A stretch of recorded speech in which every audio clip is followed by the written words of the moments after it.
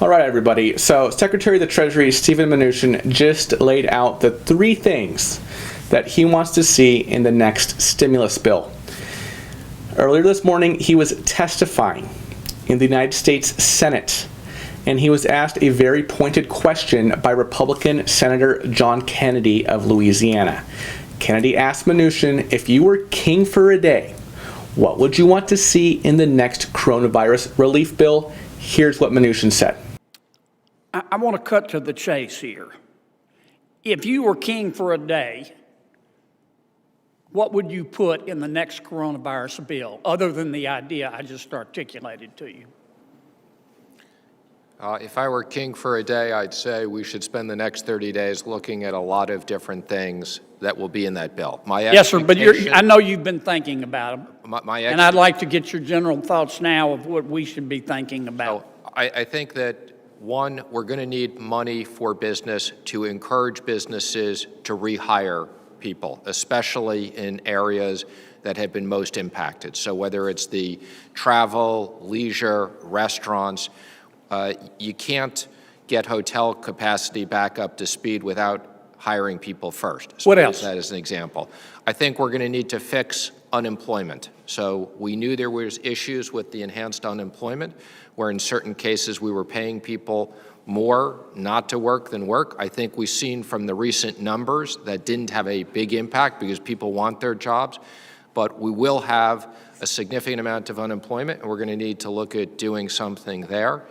I think we're going to seriously look at whether we want to do more direct money to stimulate the economy, but I think this is all going to be about getting people back to work, and we look forward to working with the entire Senate on this. All right, so what did Mnuchin say he wants to see? He said he wants to see money for business, to encourage businesses to rehire people, particularly in the industries that have been hardest hit. This makes sense. Maybe this will be more PPP funds or an additional loan program. We'll have to see. Next up, he said he wants to fix unemployment. Right? I've talked about this a lot in the past week since the jobs report, but basically he's saying, just like other Republicans, he doesn't want people to be making more money on unemployment than they would by working, because he feels that is a disincentive for them to go back to work. And what was that third thing he said? He said more direct money to stimulate the economy, aka stimulus checks. All right? So there's a lot of speculation right now that, oh, the next round of stimulus is dead, blah, blah, blah. You know, the jobs report was so great, there's not going to be another round, okay? And don't get me wrong, the next round of stimulus checks is not a slam dunk by any means. That June jobs report, which is going to come out the first week of July, is going to be huge with respect to the next relief package, I believe. At least in terms of the unemployment. But in terms of the stimulus checks, I think the decision of whether or not to go forward on that will be more politically motivated, looking forward to the November elections, than strictly data-driven. That's just my speculation, and based on what the Secretary of the Treasury said just today, another round of stimulus checks is definitely not off the table. All right?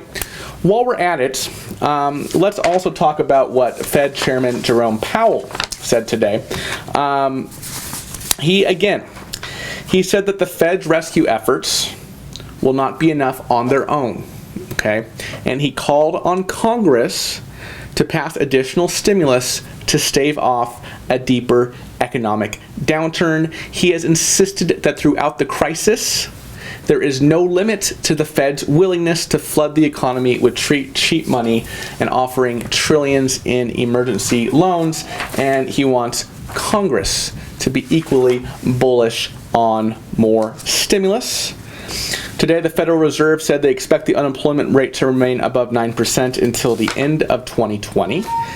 Jerome Powell said that he hopes to see many more jobs reports like the May jobs report, but he thinks that there will be a long road ahead, especially in light of the fact that the deficit in the first 8 months of the 2020 fiscal year is expected to hit 1.9 trillion, surpassing the largest annual deficit on record, 1.5 trillion in 2009. All right, just wanted to give you a quick update on the goings on of today, especially right from the mouths of Secretary of the Treasury Steven Mnuchin and Fed Chairman Jerome Powell. I hope this was interesting to you. Please be sure to like this video and subscribe for more updates. Bye-bye.